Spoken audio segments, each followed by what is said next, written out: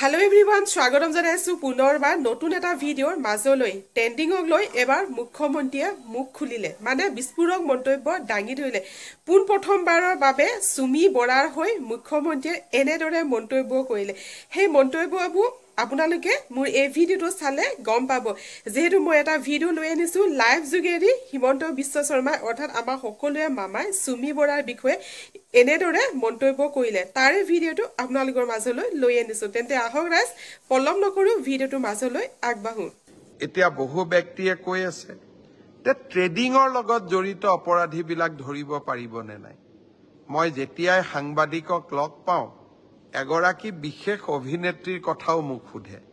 মই অৱশ্যে কোনো ব্যক্তিৰ বিৰুদ্ধেও ক'ব নোখোজো আৰু মই ব্যক্তিগতভাৱে ঘটনাটো চোৱাও নাই কিন্তু পুলিচক মই নিৰ্দেশ দিছো অভিনেতাই হওক অভিনেত্ৰীয়ে হওক বা আন কোনোবাই হওক ট্ৰেডিংৰ লগত জড়িত প্ৰত্যেক গৰাকী ব্যক্তিকে আমি গ্ৰেপ্তাৰ কৰিব লাগিব আৰু এই ট্ৰেডিংৰ লগত জড়িত ঘটনা যাতে অসমত পুনৰাবৃত্তি নহয় তাৰ বাবে আমি ব্যৱস্থা ল'ব লাগিব মই ৰাইজক এটা অনুৰোধ জনাম সকলো মানুহে ষ্টক এক্সচেঞ্জত টকা বিনিয়োগ কৰিব পাৰে তাৰ কাৰণে ৰাস্তা কি এটা ডিমেট একাউণ্ট খুলিব লাগে আৰু ডিমেট একাউণ্টৰ জৰিয়তে আমি ষ্টকত আমাৰ ধন বিনিয়োগ কৰিব পাৰোঁ আজিকালি কলেজ ইউনিভাৰ্চিটিত পঢ়া ল'ৰায়ো ষ্টকত টকা বিনিয়োগ কৰে কম পৰিমাণে হ'লেও আৰু এটা ভাল ফাইনেন্সিয়েল কেৰিয়াৰো বনায় ই এটা সহজ পন্থা কিন্তু আপোনাৰ টকা মই লৈ ষ্টক এক্সচেঞ্জত বিনিয়োগ কৰিব নোৱাৰো বহুতে কয় ষ্টকতহে টকা বিনিয়োগ কৰিছে ইটো লিগেল ই একেবাৰে ইলিগেল ৰিজাৰ্ভ বেংকৰ অনুমতি নোহোৱাকৈ আমি কোনেও বেলেগৰ টকা ল'ব নোৱাৰো আৰু 30% সুদ দিম বুলি কাগজত লিখি দিয়া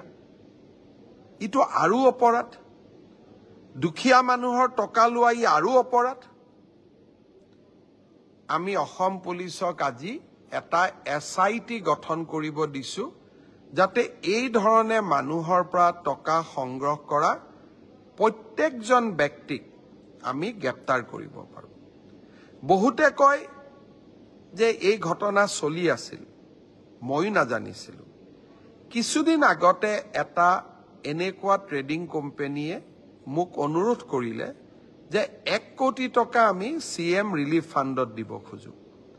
মোৰ সন্দেহ হল যে 1 কোটি টকা ডেকা লৰা কেজনে কিয় দিব খুজিছে সিএম ৰিলিফ ফাণ্ডত তেওঁলোকে টকাই বা ক'ৰ পৰা পালে